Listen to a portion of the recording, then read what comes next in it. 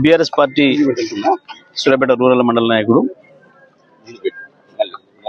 ఎల్కారం గ్రామ మాజీ సర్పంచ్ మౌనిక భర్త చింతలపాటి మధును కాంగ్రెస్ గుండాలు అతి కిరాతకంగా హత్య చేయడం జరిగింది. ఈ హత్యను తీవ్రంగా ఖండిస్తూ ఉన్నాం.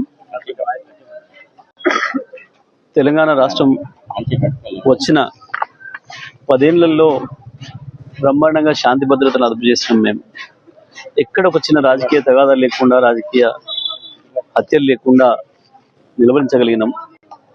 నల్గొండ జిల్లా ప్రత్యేకించి కక్షలకు కార్పణ్యాలకు నిలయమైన జిల్లా ఇది. కాంగ్రెస్ లోనే అంతర్గత తగాదాలతోని వందలాదిగా హత్యలు చేసుకున్న జిల్లా ఇది. ఎన్నికలు వస్తే ఎవరు ఉంటున్నారో ఎవరు పోతారో తెలియని దారుణమైన పరిస్థితులు ఉండేవి గతంలో. కానీ కేసీఆర్ గారి నాయకత్వంలో శాంతి భద్రతల అదుపులో ఉంటేనే అభివృద్ధి జరుగుతుంది అని చెప్పి పూర్తిగా వారి ఆలోచనలను అమలు చేసి నల్గొండ జిల్లాలో 10 సంవత్సరాలు ఏ ఒక్క చిన్న రాజకీయ ఘర్షణ లేకుండా, ఎటువంటి అవకాశం ఇవ్వకుండా మా ప్రభుత్వం పనిచేసింది. పోలీసులను కూడా పూర్తిగా స్వేచ్ఛాయుత వాతావరణంలో పనిచేసుకోవడానికి అవకాశం కల్పించినాం. పోలీసు విధుల్లో ఎక్కడ కూడా మేము తలదూర్చకుండా, రాజకీయ కార్యకర్తలు తలదూర్చకుండా కూడా ఆపినాం. కానీ దురదృష్టవశాత్తు కాంగ్రెస్ ప్రభుత్వం వచ్చిన 2.5 సంవత్సరాల కాలంలో పోలీస్ స్టేషన్లలోనే గుండాలు ఉంటున్నారు. గుండాలు రౌడీల చేతుల్లోనే పోలీస్ స్టేషన్లు నడుస్తూ ఉన్నాయి. ప్రత్యేకించి సూర్యాపేట జిల్లాలో గత 2.5 సంవత్సరాల కాలంలో చాలా దుర్మార్గమైన పరిస్థితులు నెలకొన్నాయి. ముందే చెప్పి మరి కొడుతున్నారు. పోలీస్ స్టేషన్ పిలిపించి బీఆర్ఎస్ పార్టీ సీనియర్ నాయకులను కూడా కాంగ్రెస్ రౌడీల ముందట నిలబెట్టి అవమానకరంగా మాట్లాడడం. లేదు, మీరు కాంగ్రెస్లో చేరితేనే మీరు ఉంటారు, కాంగ్రెస్లో చేరితేనే మీరు పోలీస్ స్టేషన్కి అడుగు పెట్టాలి అని చెప్పి ప్రజా సమస్యల మీద పోయిన మా సర్పంచ్లను కూడా, మా ప్రతినిధులను, ప్రజాప్రతినిధులను, పార్టీ ప్రతినిధులను కూడా తీవ్రమైన అవమానాలు చేస్తూ ఉన్నారు. ఇది మేము అనేక సందర్భాల్లో జిల్లా పోలీసు ఉన్నతాధికారుల దృష్టి కూడా తీసుకుపోయినప్పుడు కూడా ఎటువంటి చర్యలు లేవు. వాళ్ళు చెప్తేనే, కాంగ్రెస్కు సంబంధించిన నాయకులు చెప్తేనే ఎఫ్ఐఆర్లు అవుతున్నాయి, వాళ్ళు చెప్తేనే కేసులు అవుతున్నాయి. వాళ్ళే దాడులు చేసుడు, వాళ్ళే ముందు పోలీస్ స్టేషన్లకు వచ్చి కేసులు పెట్టుడు, మా వాళ్ళను హింస పెట్టుడు, ఇబ్బంది పెట్టుడు, నాయకులను పార్టీ మరమని చెప్పి ఒత్తిడి చేసుడు, ఇవన్నీ కూడా జరుగుతూ ఉన్నాయి. మరి వాళ్ళు ఇక్కడ కూడా, ఈ గ్రామం కొంత కక్షలతో కూడుకున్న గ్రామం, దీనికి ఆ చరిత్ర ఉంది. గతంలో కూడా మా మాజీ సర్పంచ్ వెంకన్నను హత్య చేసారు ఇదే కాంగ్రెస్ గుండాలు. ఆ రోజు నేను చాలా స్పష్టంగా చెప్పి మా కార్యకర్తలకు అందరూ కూడా ఎవరు కూడా ఉద్రేకానికి లోనవ్వకుండా వాళ్ళకి శిక్ష పడేటట్టు చేస్తే తప్పకుండా మీరెవరు కూడా కొట్లాటలకు పోవద్దు, తగాదాలకు పోవద్దు, చట్ట ప్రకారమే నడుచుకుందామని చెప్పినాం. మా వాళ్ళు కూడా అదే పద్ధతిలో ఉన్నారు. ఒక కేసు కూడా ఈ 10 ఏళ్లలో మళ్ళీ కొత్తగా నమోదు కాలేదు, ఆ హత్య తప్ప. ఇవాళ ఆ కేసు ట్రయల్ నడుస్తూ ఉంది, సాక్ష్యాలు నడుస్తూ ఉన్నాయి. ఈ సందర్భంలో మధుతో పాటు మా ఇతర నాయకులను కూడా కాంగ్రెస్ గుండాలు భయపెట్టించడం ప్రారంభం చేసినారు. సాక్ష్యాలు చెప్తే మిమ్మల్ని అంత చూస్తామని చెప్పి. అయినప్పటికీ కూడా ధైర్యంగా వీళ్ళందరూ కూడా సాక్ష్యం చెప్పొచ్చిండ్రు.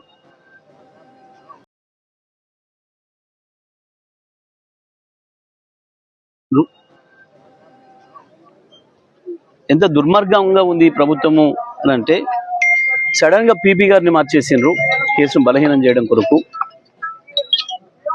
పీపీని మార్చినప్పటికి కూడా మా వాళ్ళు, సాక్షులు కానీ, కుటుంబ సభ్యులు కానీ ధైర్యంగా ఎవరికి లొంగకుండా, ఎటువంటి బెదిరింపులకు లొంగకుండా సాక్ష్యాలు చెప్తూనే ఉన్నారు. ఇటువంటి పరిస్థితులలో మధు ప్రధానంగా నిలబడినాడు ఇక్కడ అని చెప్పి మధును హత్య చేయడం ద్వారా మిగతా సాక్షులను కూడా భయపెట్టియాలి, ఆ కేసులో నుంచి బయటపడాలని ఒక దుర్మార్గమైన ఆలోచనతోని హత్య చేసినట్టు కనబడతా ఉంది. దీంట్లో చాలా స్పష్టంగా పోలీసు వైఫల్యం కనబడతా ఉంది. దురదృష్టం ఏంటంటే ఈ చిన్న చిన్న అధికారులను వాళ్ళ పేరు చెప్పడం సరికాదు. నేను తప్పకుండా సందర్భం వచ్చినప్పుడు వాళ్ళపైన చర్య తీసుకుంటాం. కానీ మధును పిలిచి స్వయంగా ఆ స్టేషన్ సంబంధించిన ఎస్ఐ కూడా నువ్వు ఎగిరిపోతావు అని చెప్పి మాట్లాడిండట. నాకు 15 రోజుల క్రితం వచ్చినప్పుడే మధు చెప్పిండు, ఇట్లా నన్ను ఎస్ఐ గారు పిలిచి నువ్వు ఎగిరిపోతావు అని చెప్పి భయపెట్టిస్తున్నాడు నన్ను ఇట్లా అని చెప్పి. ఇప్పుడు నేను చెప్పిన ఎగిరిపోతావు అని తెలిసినప్పుడు ఆయనదే కదా బాధ్యత, ఎస్ఐదే కదా బాధ్యత, కాపాడాల్సిన బాధ్యత ఆయనదే కదా మరి అనే మాట కూడా చెప్పి నువ్వు జాగ్రత్తగా ఉండు, కలిసి ఉండండి, ఎక్కడికి వెళ్ళినా ఒంటరిగా వెళ్ళకండి, అవకాశం ఇవ్వకండి ఆ దుర్మార్గులకని కూడా ముందే హెచ్చరించడం. అయినప్పటికీ కూడా దురదృష్టం మధును ఏదో పంచాయతీ ఉంది మాట్లాడాలి రమ్మని చెప్పి నమ్మించి తీసుకుపోయి కిరాతకంగా హత్య చేసింది. ఈ హత్యకు తప్పకుండా ఇక్కడ కాంగ్రెస్ నాయకులు, తప్పకుండా పోలీసు అధికారులు కూడా బాధ్యులు అవుతారు. నేను ఇప్పుడే వాళ్ళ మీద మాట్లాడదలుచుకోలేదు. కానీ కేసు ఇన్వెస్టిగేషన్ ఏ రకంగా జరుగుద్దో, వీళ్ళు ఏం చెప్తారో, రేపు రిమాండ్ రిపోర్ట్లలో ఏం చూపిస్తారో, ఎట్లా రిమాండ్ చేస్తారో అన్ని కూడా పరిశీలిస్తా ఉన్నా నేను. కానీ ఒకటి మాత్రం నేను చాలా స్పష్టంగా చెప్పదలుచుకున్నా పోలీసు అధికారులకి, ఇటువంటి క్రిమినల్ కేసులు 10 ఏళ్ల తర్వాతనైనా మళ్ళీ రీఓపెన్ చేసి బాధ్యులైన అందరి మీద కూడా కేసులు పెట్టి జైలులో పంపిన సందర్భాలు ఉన్నాయి. పోలీసు అధికారుల మీద కూడా పక్కన కూడా చూస్తూ ఉన్నాం. ఐజీ డీజీ స్థాయి అధికారులను కూడా పాత కేసులలో తప్పుడుగా ప్రవర్తిస్తే, చట్టానికి విరుద్ధంగా ప్రవర్తిస్తే, విచారణలో ఏమైనా నిందితులకు అనుకూలంగా ప్రవర్తిస్తే వాళ్ళపైన కూడా కేసులు పెట్టి జైలులో పంపిన సందర్భాన్ని చూసినాం. అది దృష్టిలో పెట్టుకొని విచారణ చేస్తారని భావిస్తున్నాను నేను. ఇప్పటికైనా పోలీసు అధికారులు ఇక్కడ ఎక్కడ చిన్న అవకాశం ఇవ్వకుండా, ఎటువంటి అనుమానాలకు తావివ్వకుండా, నిజమైన నిందితులు ఎవరో వాళ్ళని పట్టుకొని వాళ్ళకి శిక్ష పడే పద్ధతుల్లో విచారణ కొనసాగాలని చెప్పి నేను కోరుకుంటున్నా. కానీ ఎప్పటికప్పుడు నేను మాత్రం నిమిషం ఈ కేసును చూస్తూనే ఉంటా. ఎక్కడ ఏ అధికారి తప్పు చేసినా మాకు అర్థమవుతుంది స్పష్టంగా. ఆ అధికారి మాత్రం తర్వాత తప్పించుకోలేడనే విషయాన్ని కూడా వాళ్ళు గుర్తుపెట్టుకుంటే మంచిది. పనిచేసేటప్పుడు నిందితులను రక్షించడానికి వెళ్ళి వీళ్ళు జైల్లో పడే పరిస్థితి మాత్రం తెచ్చుకోవద్దు. కొంతమంది అధికారులు బాగా అవినీతికి అలవాటు పడి వాళ్ళ అవినీతికి ప్రభుత్వం మద్దతు కావాలి, ప్రభుత్వం పెద్దల మద్దతు కావాలని చెప్పి వాళ్ళ దర్బార్లలోకి వెళ్ళి చాలా హీనంగా ప్రవర్తిస్తూ ఉన్నారు. మరి అటువంటి అధికారుల విషయంలో జిల్లా ఉన్నతాధికారులు కూడా స్పందించే స్థితిలో కనబడతలేదు. ఈ కేసు విషయంలో విచారణలో ఎక్కడ తప్పు జరిగినా వాళ్ళందరూ కూడా బాధ్యులు అవుతారు. రేపు తప్పకుండా అందరూ కూడా శిక్షకు గురవుతారు. నేను మా బీఆర్ఎస్ శ్రేణులకు కూడా విజ్ఞప్తి చేస్తూ ఉన్నా, ఎవరు కూడా ఆవేశానికి లోనయ్యే పని లేదు. తప్పకుండా చట్ట ప్రకారమే వాళ్ళకి శిక్షలు పడే పద్ధతుల్లో చర్యలు తీసుకుందాం. ఆ కుటుంబాన్ని కూడా మన కుటుంబంగా మనం కాపాడుకుందాం. ఆయనకి 2 ఆడపిల్లలు ఉన్నారు. తప్పకుండా ఆ పిల్లల చదువుల బాధ్యత కానీ, కుటుంబ పోషణ బాధ్యత కానీ తప్పకుండా బీఆర్ఎస్ పార్టీగా మేమే తీసుకుంటాం.